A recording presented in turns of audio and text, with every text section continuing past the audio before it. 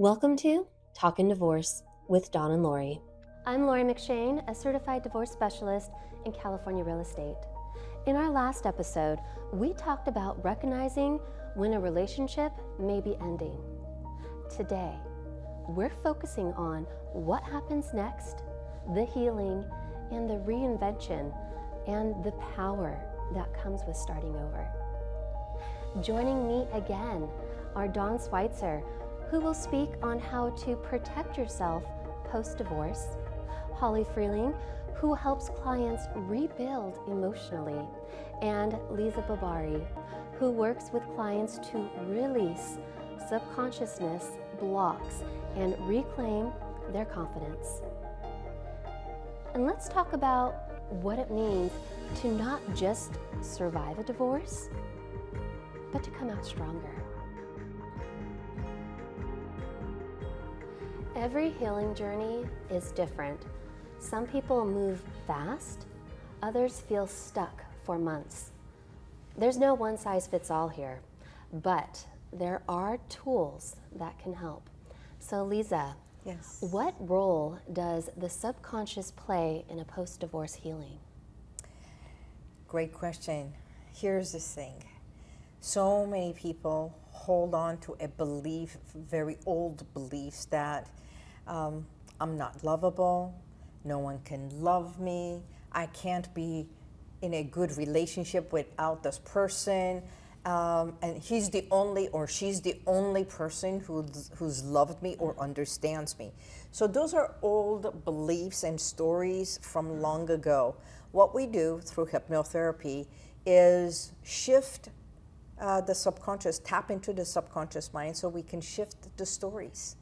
The healing starts from realizing that, is this really your story or is this the story you took on? Just like one client who at age 14 promised her grandfather, there is no one in this world that will ever be able to love me like grandpa. And that became her motto. And even when she was married, no matter what he did, she felt, you're not going to love me just like him. So what we do is shift the beliefs of that young girl and her stories so she comes to thrive and feel more worthy of who she is, no matter who she is with, and to accept love as is, not what was. Wow, that's so deep. I love that. Exactly. We hold on to things we don't even realize. Yeah. And Holly, what are some of the biggest emotional hurdles people face after separating? And how do they move through them? Yeah, I think one of the biggest challenges is watching your ex move on and Yes. maybe watching other people parent your children. That's really painful for a lot of people, especially if you disagree with what they're doing or how they're doing it. So I think it's really important for you to support the other parent, to encourage them to go visit so that they have a stable home in both places. But, that can get you. So it's a good thing to go and process with a friend or a divorce buddy, but your friends can be biased towards you. There's that, or get a Yes. therapist or a hypnotherapist. So that's a big one. That's a tough one for a lot of people. But dating again is challenging for people. You're older. It's a different era wherever you are. It's different dating 20 or 30 than it is 50 or 60, for example. So you've aged. Maybe you have a health issue too that you didn't have before. So you have to work through maybe feeling a bit inadequate or being scared to date or someone won't love you, but they will. You will find love. Most people find love again. Yes, I believe love is out there. Love is good. It is. It's delicious. It's amazing if you get it right. That's the thing. So yeah, and the regrets. Sometimes you feel like, gosh, I didn't give him my best. I really didn't give it the best shot, and now they're gone, and you think, oh gosh, I really could have done better. So my mantra is, whoever you're with, even if you think it's going to end, just give them your best. You're not going to regret that. Yeah, especially if you're co-parenting with your ex too. Yeah. So There's Yeah. that you have to, Yeah. obviously think about and move forward. And Dawn, are there any legal missteps people make when, they're emotionally processing their divorce? Well, the biggest one happens when there's children involved. Yeah. Or, what happens is there can't be anything right on the other side, right? Because the kids go over there and there's the micromanaging of how the parenting is supposed to be, and there's always a problem with the diet, or who's coming into their lives. You talked about when people are moving on.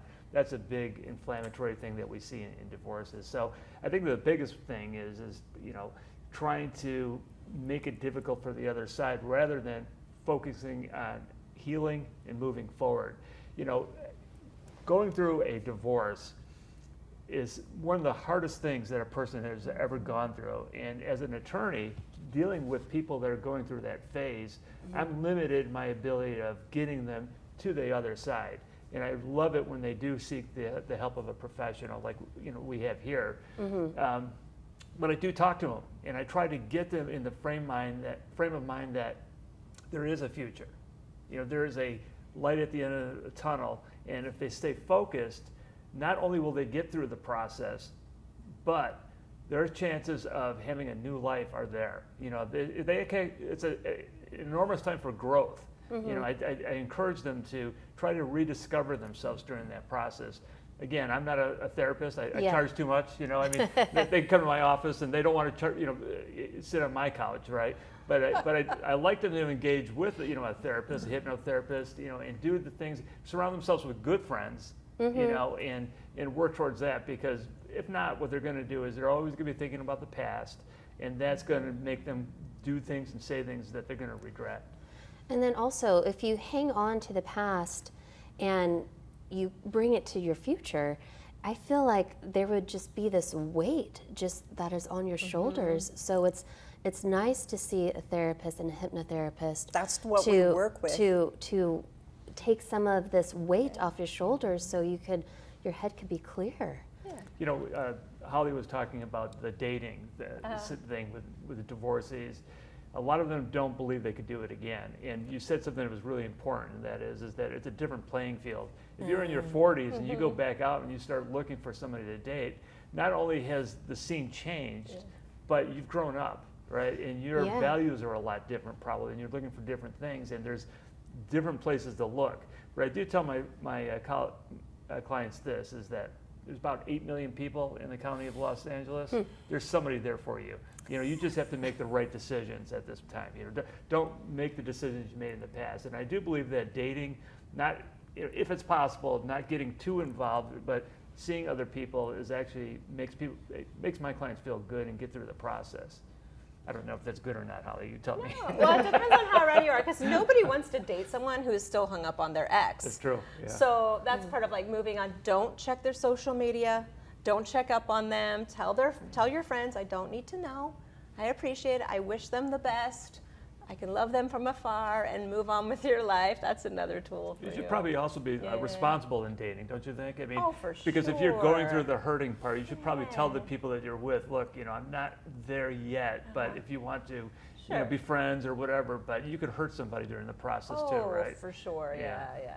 They're not ready. Well, and then plus, if you're a single parent and you're trying to maneuver that as well, it's another layer of am I going to be accepted? Am I not going to be unaccepted? So it's another layer where you're thinking about, okay, can this really move forward with this person? Because you have to take into consideration, your child that's involved in a relationship. So that's huge. It is. And what's best for you, but also what's best for your child. Yeah. And also with the ex, because the ex is always going to be coming into the picture somehow, at some point. Yeah. What about the new person that comes into the picture? Oh, and the new person. Yeah. We tend to call them the knight in shining armors, right? They come in, and the whole relationship is based upon protecting them from that nasty, person and stuff. And it becomes this, a camp type of or team. Husband, team wife, and stuff, and it gets very, very nasty and stuff. And that's another thing about dating, I think, is maybe you encourage the person to stand back a little bit and not be there during the visits, and not be there in the decision making for the children that interferes with the other parent, right? Yeah.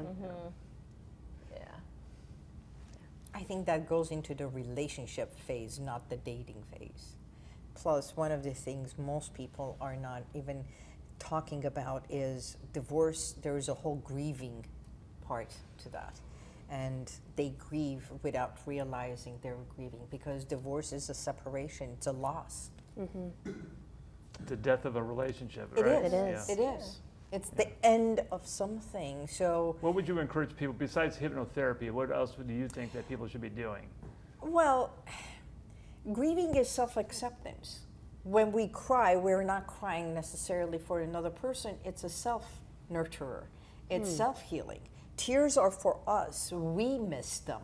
We miss having them next to us. It's all about the person. So I usually say, place your hand upon your chest, and with a lot of my clients, I accept and appreciate myself for who I am.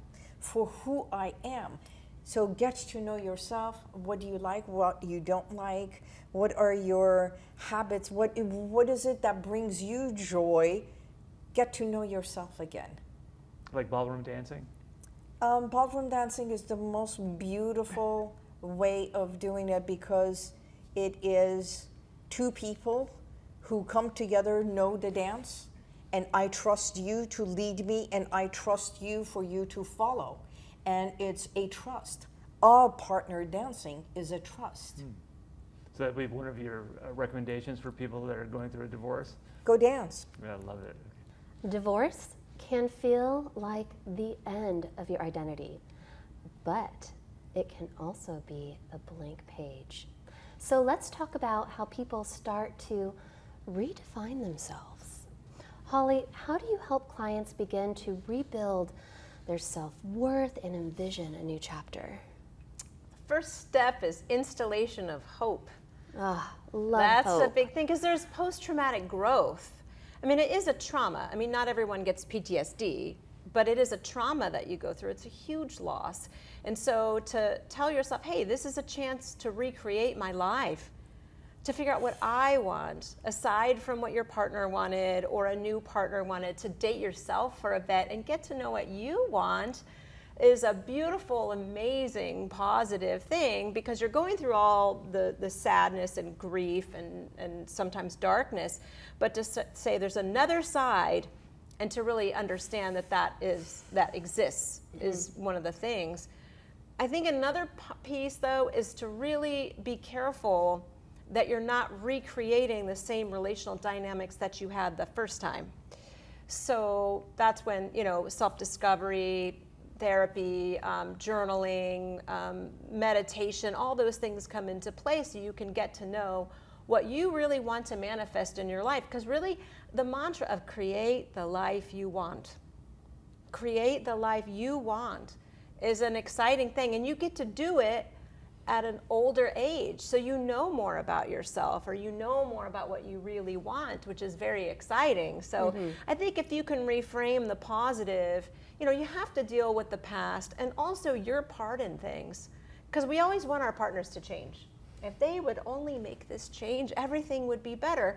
But the person sometimes that needs fixing is also you. No one is perfect. So what are you bringing into the relationship? Again, so you're not recreating it, or, so you go in with a fresh, clean slate, if that makes sense. Yeah, absolutely does. And Liza, what are the mindset shifts that are necessary to truly move on and thrive? Yes, very similar to what you said. As I said, whatever it is that they're going through, I bring them and for the focus to come back to the person sitting in front of me. What do you feel? What do you think? What do you not necessarily want? Because we can want a lot of things, but what is it that you require? When there is a divorce or a separation, the first thing is living by yourself. And if they have never lived by themselves, they're uncomfortable. They're uncomfortable without another person.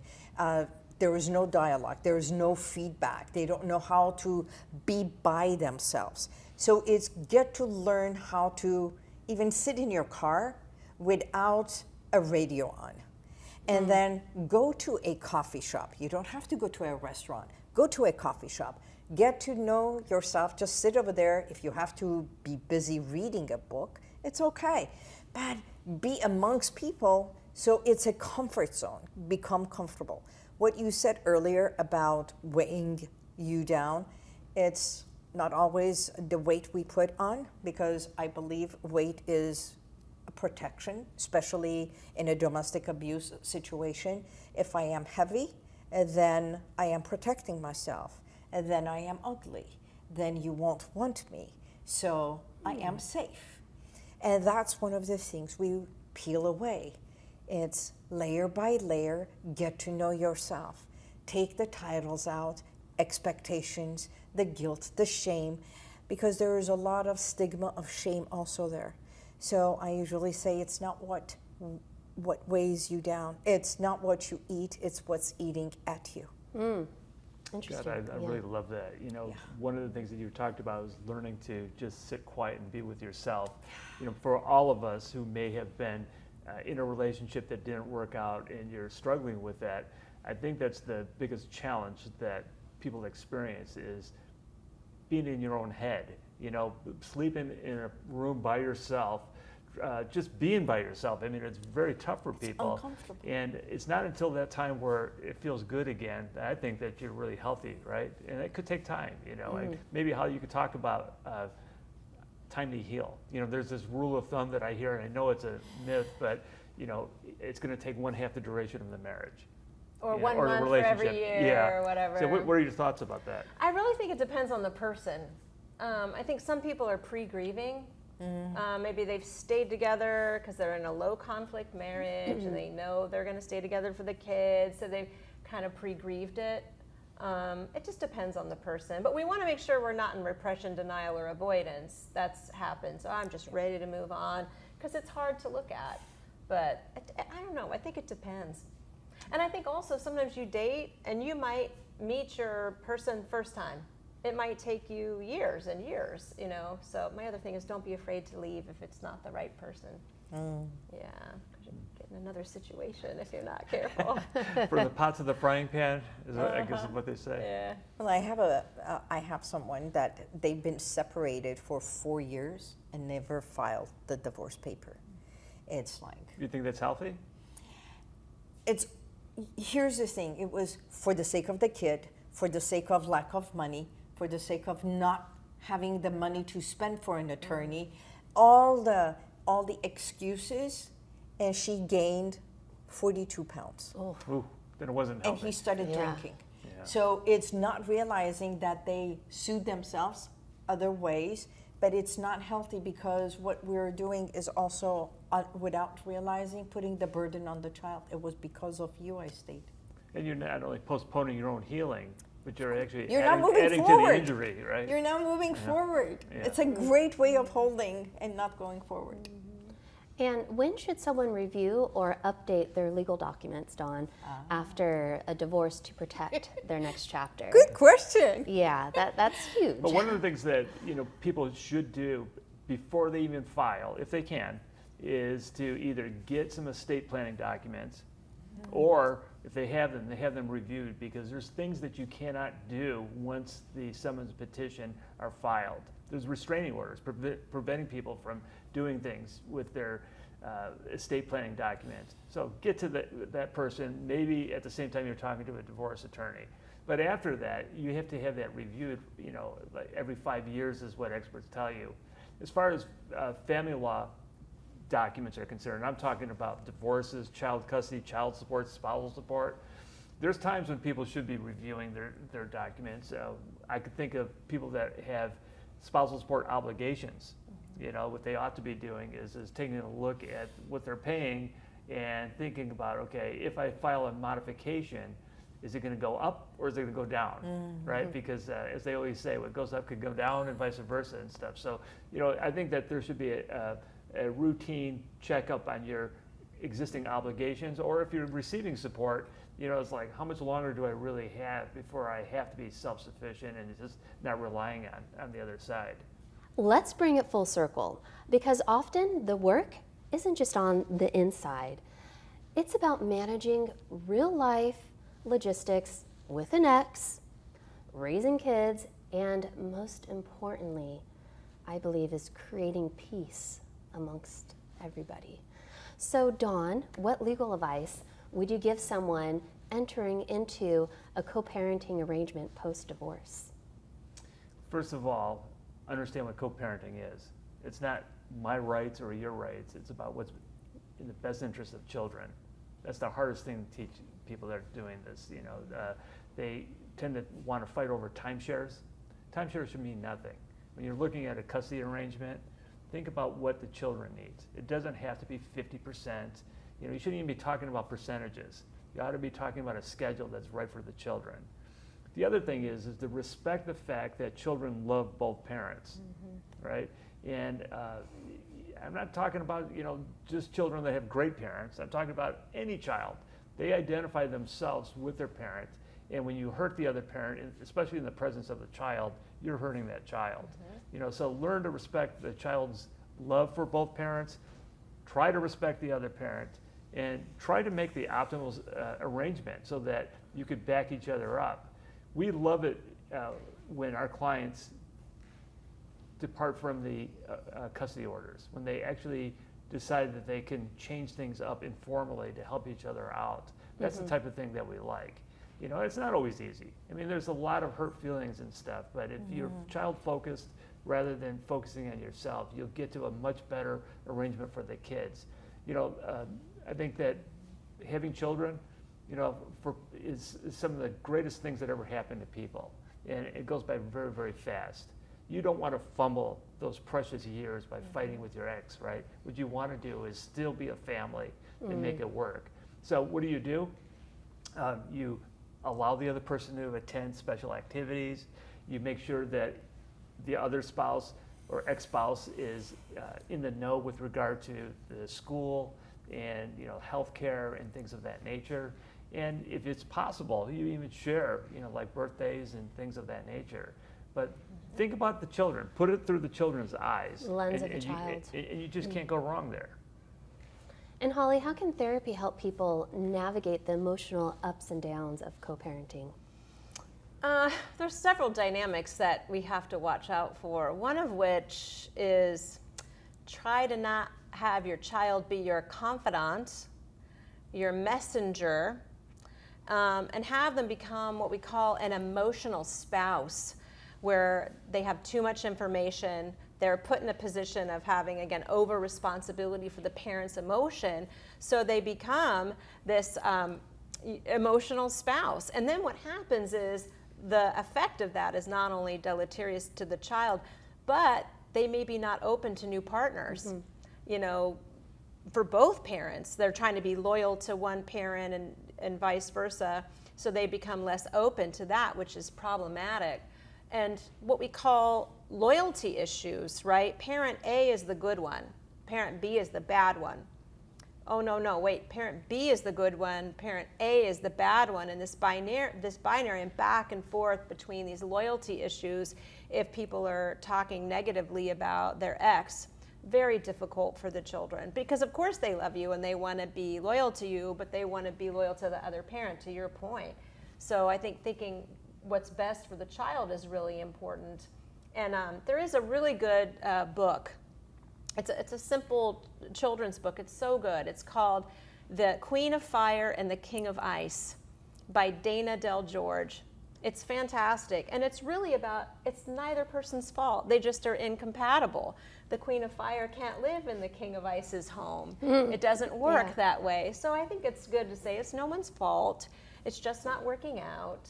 And how do we, do that? And also, I think to your point, be flexible, to say, no, it's my day, but it's grandma's birthday and I want to go. And that comes back the other way too, when maybe you have something you want that's on the other person's day, and that flexibility can really help.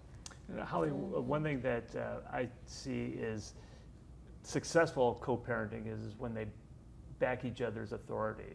Because, and I know that the two of you must see this a lot, is when the child plays both sides against the middle, and it really causes some bad behavior in the children, right? Because they don't have rules anymore, because they know how to play the system and stuff.